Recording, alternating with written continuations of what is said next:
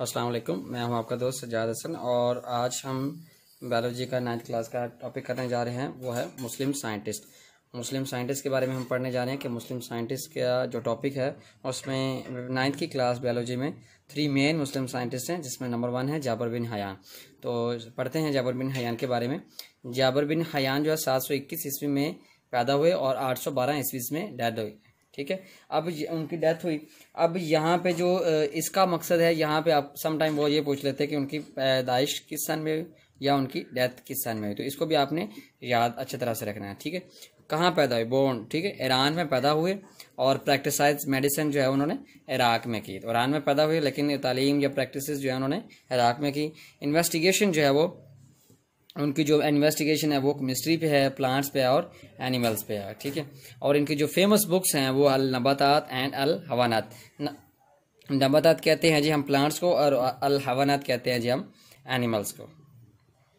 Next जो मुस्लिम scientist हैं जी वो हैं अब्दुल मालिक अस्माई।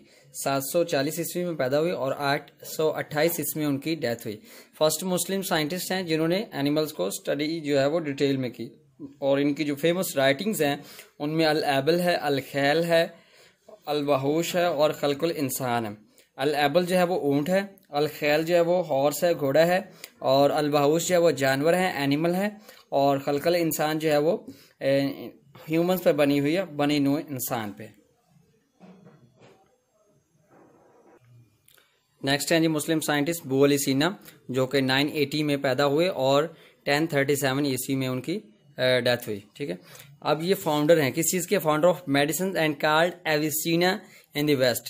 ठीक है, और मेडिसिन के फाउंडर हैं और एविसीना का एविसीना कहती हैं जो फाउंडर है मेडिसिन का, और बहुत बड़ा फाउंडर, बहुत बड़ी हस्ती जो है, तो उसको उसका मीनिंग, उसका नाम मतलब जो है वो एविसीना है। ठीक है, नाम टाम रखिए, इसका मतलब जो है बहुत बड़ी हस्ती, बहुत बड़ा फाउंडर। ठीक है, in the West. He was a physician, philosopher, astronomer and poet. ठीक है, कि ये फिजिशियन भी था, फिलोसफर भी था, एस्ट्रोनॉमर भी था और पोइट भी था। इसकी जो फेमस बुक है अल कानून फिल तिब, ये कैनन है। कैनन कहते हैं पावा, जो आप पंजाबी में बोलते हैं या उर्दू में बोलते हैं कि पावा माना जाता है किस चीज़ का, क्या मेडिसिन का, मेडिसिन का बाप या गुरु माना जाता था कैनन। और ये जो उनकी बुक है अल कानून फिल तिब, canon of medicine in the west, के मेडिसिन के हवाले से जो है उसकी बहुत अच्छी बुक जो है वो मानी जाती है वेस्ट में, मगरब में।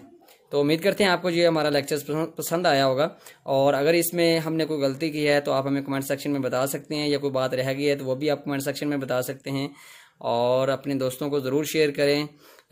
अगर आपने हमारे चैनल को सब्सक्राइब नहीं किया तो हमारे चैनल को ज़रूर सब्सक्राइब कर लें, ताकि आने वाली जो नेक्स्ट लेक्चर्स होगा वो आप तक पहुँच जाए। अपने दोस्त सज्जाद हसन को इजाज़त दीजिए। वस्सलाम। సబ్స్క్రైబ్ చేయండి. రెగ్యులర్ నోటిఫికేషన్స్ కోసం బెల్ బటన్ ని ప్రెస్ చేయండి.